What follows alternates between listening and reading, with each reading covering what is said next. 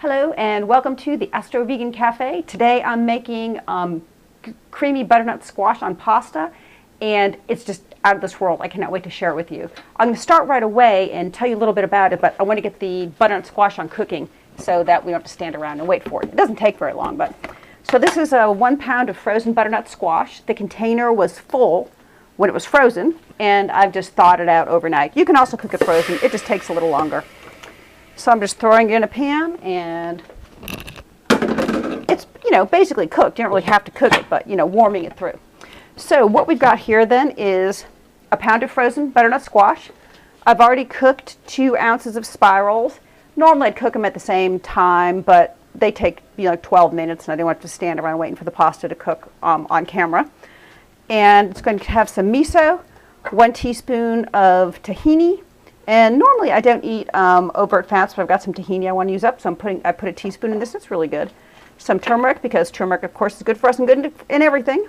Mustard powder, some hot peppers. These are some fabulous hot peppers from my friend Penny from her garden. I dehydrated them and powdered them. And I'm just going to put a sprinkle of parsley on the top. I know it says oregano leaves, but it's actually full of organic parsley. So that's all it takes. And this is still cooking, but it's already coming right along. You'll see it makes a creamy sauce, and so you probably want to know, does this taste like macaroni and cheese? And the answer is, I don't know. I haven't had macaroni and cheese for so long, I can't answer it. But I can tell you it's really, really good, and I would think that if you didn't think it tasted like macaroni and cheese and wanted to taste more like macaroni and cheese, you could do any of the following combination. You could probably add some lemon, probably add some roasted red peppers, probably add some nutritional yeast, but don't get the kind of folic acid, because folic acid is really bad for you, so don't get the fortified kind. And I think that some of those things that try to imitate macaroni and cheese also use a blend of roots, like they might use butternut squash and carrots and maybe something else too. So if you don't think it tastes like macaroni and cheese and want to taste more like macaroni and cheese, try that. But maybe it does taste like macaroni and cheese. I don't know. But it's really good, whatever it is. So these are now cooking, and they're real soft, and so I'm just mashing them with my potato masher. If you want it to be ultra smooth and creamy, you could put it in a blender and make it ultra smooth and creamy. This will have like a little bit of strings from the squash, but that doesn't really bother me. So here it is, almost all mashed up. I'm going to turn my burner off. And you see how fast that cooked, like super, super fast, because it was all thawed out and at room temperature. But first time I made it, I just made it frozen. It just took a little bit longer. Okay, so there we are, mashed. Now I'm going to put in there about 1 tablespoon of miso. I like the white miso, the mellow white miso, but you could use any kind of miso you like, I'm sure. So that's about a tablespoon. I'm going to put about a teaspoon of tahini in.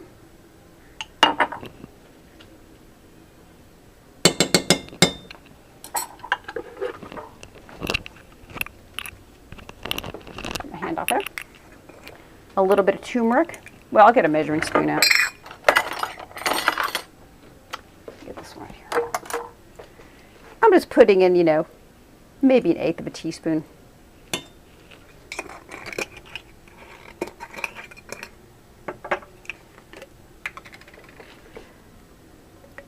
Shook the mustard powder in when I made it, but my estimate would be about a 1/4 teaspoon. This is 1/8, so I'm heaping it over to make a 1/4.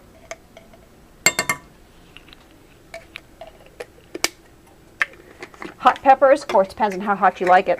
I kind of put in a little too much hot peppers last time. I thought I did, but it actually worked out really well and it didn't taste hot, so I'm going to kind of overdo it again. I would think that that's 1/2 of 1/8 of a teaspoon, and it depends on how hot your peppers are. And the one thing I forgot to actually get is black pepper. Black pepper really makes a huge difference in this. I added it later. When I made it the first time, I just, ate some and then put some black pepper on top. And the black pepper just really made it extra special. Okay, so I'm just mashing all this stuff in. I'm going to just garnish the top with parsley. I'm not really putting parsley in.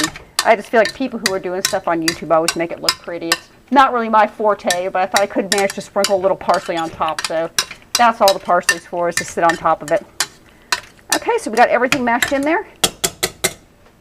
I'm going to put the pasta in.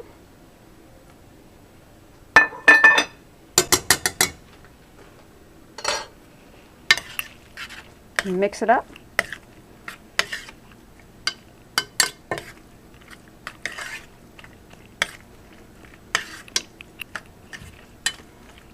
This is so delicious. Get back in there. And then once it's all combined, I'll dish it right back up.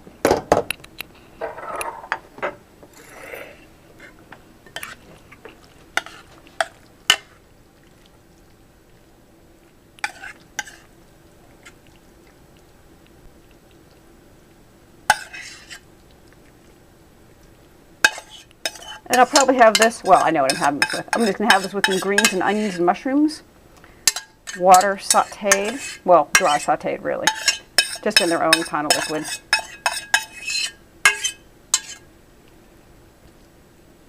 There it is. That's good. With a sprinkling of parsley for beauty. All right. Creamy butternut squash on pasta. And I will taste it.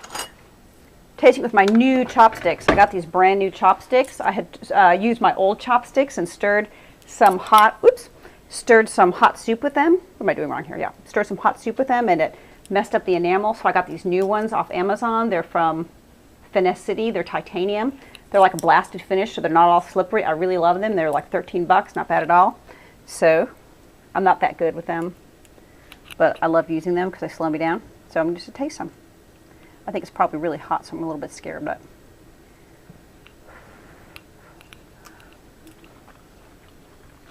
it's delicious. It's so good. Definitely make this. You saw how fast and easy it was. I guarantee you will love it. So anyway, thanks for watching and have a great day. Bye-bye.